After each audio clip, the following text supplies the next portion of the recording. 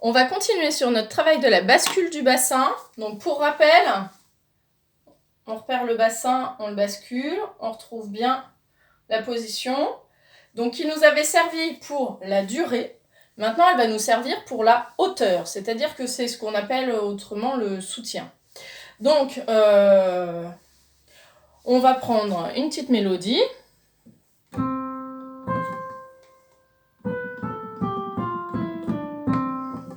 Donc, il y a un petit saut d'octave. Pour ceux qui cherchent les notes, Do, Do, Si, La, Sol, Fa, Mi, Ré, Do. Et on le fait en chantant comme il faut. Donc, on pense, quand on arrive sur la note haute d'un coup, on bascule le bassin. C'est parti. Mo.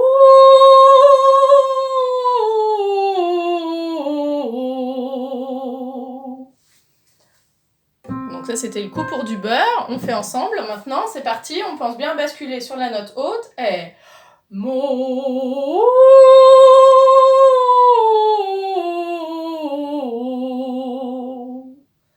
Est-ce que ça marche bien pour vous?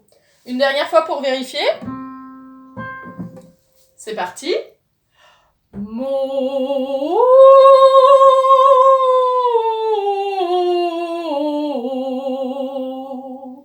On peut essayer à l'instrument aussi. Donc là, en l'occurrence, je vais prendre la flûte. On joue tout lié. Donc Do, Do, Si, La, Sol, Fa, Mi, Ré, Do, les mêmes.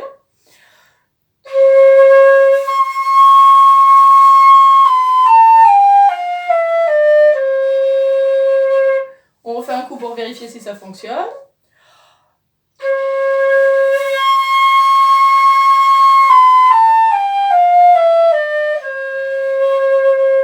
Ça marche bien sûr pour les plus grands écarts. On va essayer la même chose, cette fois-là, sans basculer le bassin pour vérifier si ça fonctionne aussi bien. C'est parti.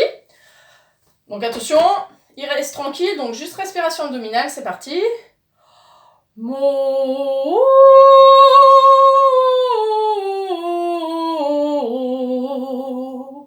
On remet la bascule. Mo.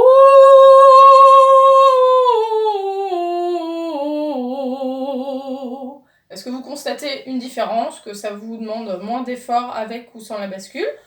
On fait la même vérification à l'instrument, avec bascule.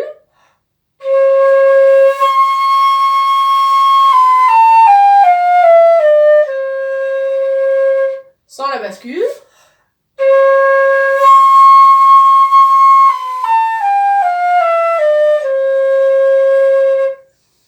Voilà.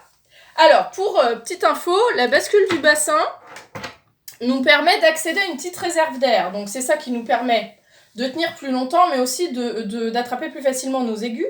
Puisque quand on chante aigu, comme quand on souffle aigu dans un instrument, ça nous demande plus de vitesse d'air, donc plus d'air. D'où l'intérêt de cette petite réserve d'air. Voilà, maintenant à vous de jouer.